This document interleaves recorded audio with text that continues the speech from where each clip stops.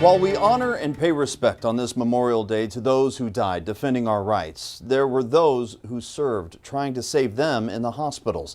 In a time when healthcare workers on the front line of this pandemic deserve our respect and honor as well, I thought it appropriate to share the story of a young 22-year-old nurse off serving in World War II and the secret diary she left behind.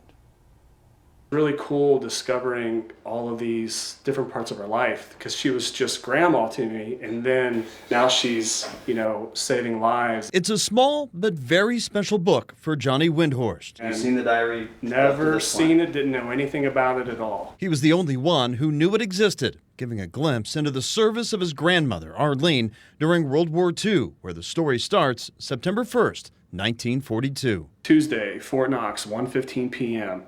Dear Diary, we're in the Army now. You see, Arlene was inspired by Florence Nightingale, had a desire to be a nurse, a role that would take her around the globe. Fort Knox, and then she went to Mount Sinai, New York, and then she went to Africa, Germany, and Paris. The diary entries during the war sometimes feel like any other day. Because she's just a 22-year-old single girl, and so she's talking about double dates and hanging out with her friends, and, this guy's cute. But then there are the other entries. The POWs that she had to help save that were from the other side, just berating her, while she's trying to help save her, so they don't lose their arm and stuff. And she said that there were times where she cried herself to sleep because they were so horrible to her. There were injuries too. You can tell it's very, very shaky, but this is because she's using her left hand now. A Jeep accident left her in a sling. That's Arlene there on the left. Her diary entries until she got better were also shorter. Friday, September 3rd, 1943,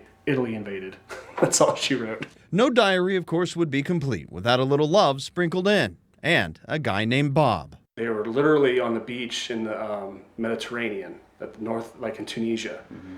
And they're talking about, they're washing their dog tags and they're gonna get married and all this kind of stuff. And then the next entry, she finds out at like 9 in the morning that he died. The entry, July 24th, 1943. She writes, "This date will hover over me forever."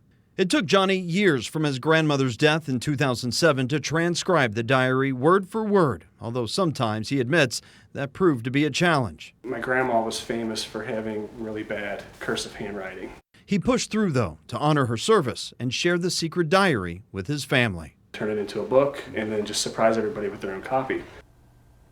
Johnny says that he only wishes he would have had the chance to read the diary and ask questions while his grandmother was still alive.